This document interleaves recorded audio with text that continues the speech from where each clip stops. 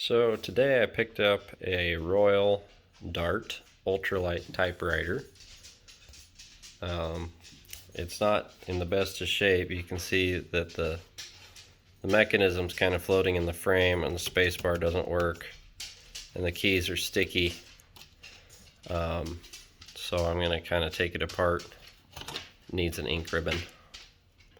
I'm going to take it apart and clean it and see what's going on in there and see if we can get her back to functioning again.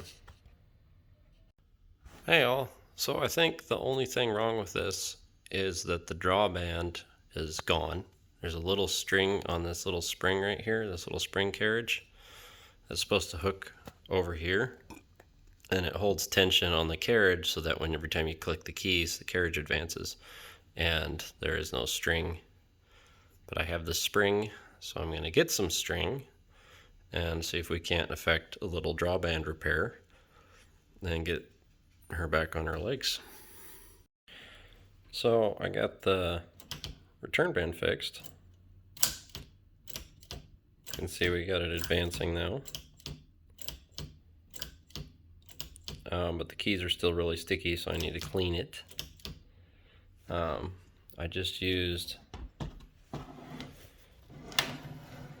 some nylon string in the back here on the little spring winder there, and that gives it tension. It pulls the carriage this way, so every time I hit a key it ratchets it back towards the spring. It's kind of a neat design. So we'll get her cleaned up some more and we'll see what's next. Hey everybody, so here's that typewriter I was working on. It's a Royal Dart ultralight typewriter. They used to sell them at Montgomery Ward's.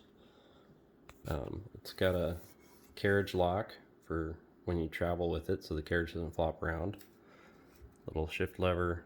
This typewriter doesn't have a 1, so they save themselves a little space and a little weight on the keyboard. You just use a L or an I.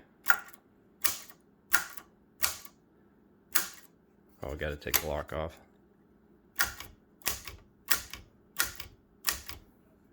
Got all the letters freed up, space bar works.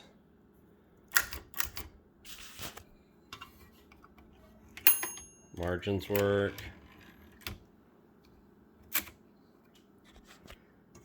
Pretty cool. Pretty cool little typewriter. Comes with a carry bag.